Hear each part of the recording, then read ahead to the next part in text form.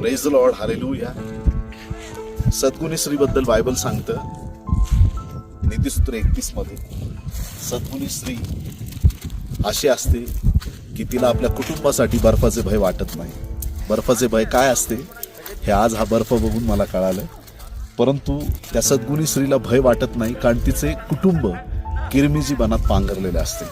त्याचा अर्थ असा आहे, तो किरमिजी रंग प्रभू येशू ख्रिस्ताच्या पवित्र रक्ताला दर्शवणारा आहे.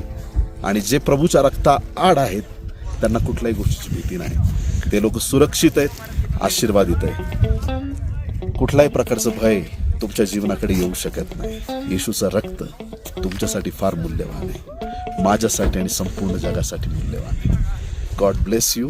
येशूच्या रक्ताखाली राहा, सुरक्षित असा.